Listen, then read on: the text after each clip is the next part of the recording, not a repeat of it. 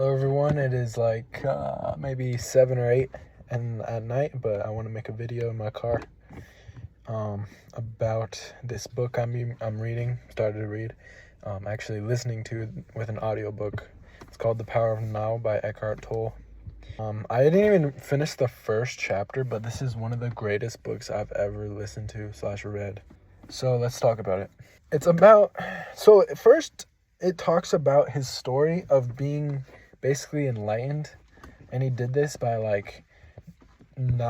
basically not accepting his self because of how much suffering he was feeling on the inside. I might have got that wrong, but that's the basics. So the first chapter is called "You Are Not the Mind," and it tells it tells a parable about a man. I'll tell you right now. The beggar asks the man if he has any money. The man says no. The man says, "What are you sitting on?" The beggar says, "A box. A box that's empty, and I've been sitting on it for my whole life." The man says, "Look in the box." The beggar says, "There's nothing in it." The man insists on looking in the box. The man opens the box to find it's filled with gold. So the reason that he told this parable is because gold is supposed to represent the joy of being. The beggar is supposed to represent everyone that has not experienced the joy of being. Even if they've experienced like material wealth, they still haven't experienced this peace of mind that is attained by nothing besides silent mind and the end of suffering, which we'll get into more. So yeah, I thought this parable was like amazing. It's like the first sign that he's like so intelligent. He might not even made this parable, but like one thing I'm already realizing about Eckhart Tolle is like he's one of the most intelligent person I've ever heard of. And I know a lot of online intellects, I guess. So after that, he talks about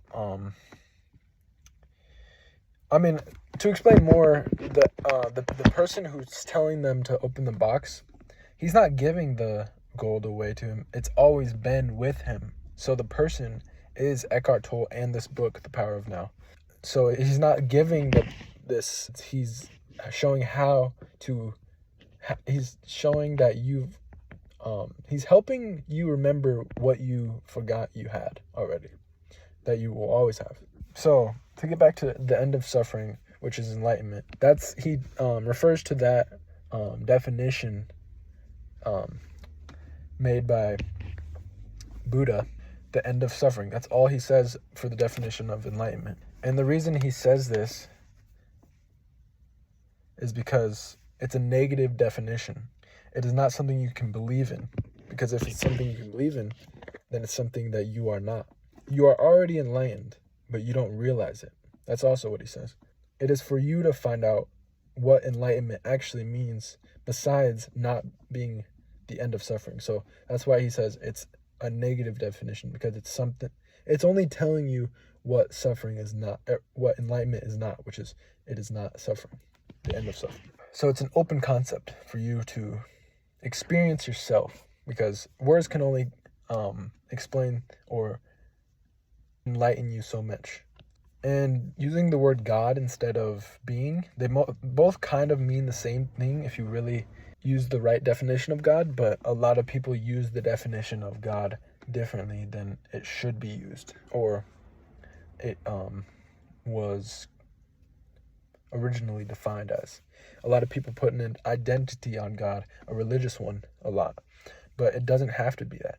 God is the essence of everything, the universal entity.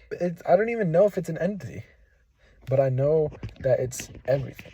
It encapsulates everything, and everything has some kind of juice of God within them. And throughout the book, there's a dialogue sometimes. So this one asks, what is the biggest obstacle to experiencing the reality of being? And he says, the biggest obstacle is identifying with the mind, which is the title of the chapter, identifying with the mind, or you are not the mind. Identifying with the mind, or I think of it as also the ego, because the ego is inside of your mind, and your identity and your mind and everything that you attribute yourself to, besides your internal essence of unchanging consciousness. Besides that, everything is ego and emotion and that stuff. Identifying with that, saying you are that, is saying that you is the biggest obstacle to experiencing being. Most people are impulsive thinkers. A lot of people know they are, because whenever you go on a tangent and that you don't want to go on, that is being impulsive thinker, because whether you're talking out loud or in your mind, which we'll get to more, this tangent you are unaware of. It's an impulse. You're not in control necessarily. Thoughts have become a disease. Thinking has become a disease. This is what he says, because thinking is causing an imbalance. Thinking doesn't have to be a disease, though. Disease, I think of dis-ease, because when you're at ease, you're at peace. Disease is imbalance, and he talks about how when your body has a disease, the cells are multiplying in a way that is hurting the body or disregards the whole body and is unhealthy for the body. That is a disease in the body. If you cannot turn off your mind and completely stop thinking, that is a sign that you are a slave to your mind. I can't do that, and one day I really want to.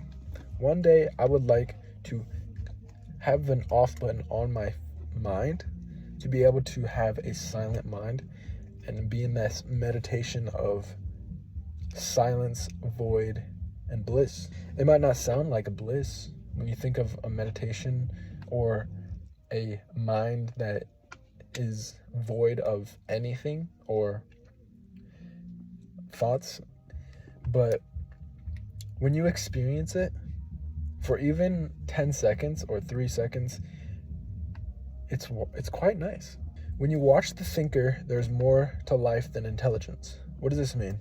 The thinker is you, or what you identify with yourself sometimes. When you identify with your mind, you identify with the person thinking, the internal dialogue. When you watch it and notice it as something separate from yourself, as an illusion, which is what it really is, it is not you, then you can experience a level of energy and experience of life and knowledge that is way beyond anything the thinking mind can do. There is a vast range of intelligence beyond thought, is how you can sum that up. Most people don't realize you can stop at the internal dialogue. Now he compares everyone to crazy people, or most people to crazy people, because crazy people think out loud a lot. He talks about how someone would, if you're walking down a city and you hear someone talking to themselves, then you might think they're crazy because they're just going on tangents or going about their day. It might not even be relevant to what is happening in front of them. They're just talking to themselves. This is the same thing you do in your mind. You talk to yourself and you hear those thoughts and you're just letting those thoughts go on and on. Sometimes the voice is not relevant into the present moment. This is when you're not in the present moment. You're trapped in those thoughts. Like when you worry about the future, you might worry like, what is this person going to say when you're talking to them? You're not even thinking about what they're saying in that moment or what you're saying in that moment. You're thinking about some illusion, something that's not even real yet, at least. It could happen, but it's not. It hasn't happened, and there's a chance that it won't happen. So that is not the present moment, and that is a lot of the times we do it. We worry for no reason, and a lot of people know this. It's just simple low level anxiety, and some people have it worse. Some people have it better off. But this worry can stop completely, and you can be completely present. It is possible, and this is what I love about this book, because, well, when I was reading it, I really got lost in it, listening to it, because he writes in such a way that, like, you can tell he's just on another level. I'm very excited to read the rest of this.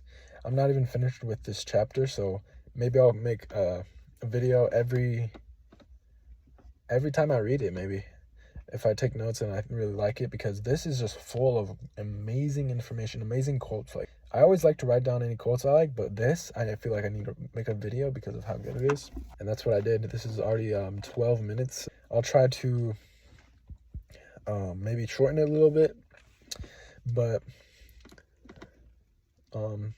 that's about it. Hopefully I keep on making these videos. I think they're very insightful for myself and hopefully for other people. Thank you for watching.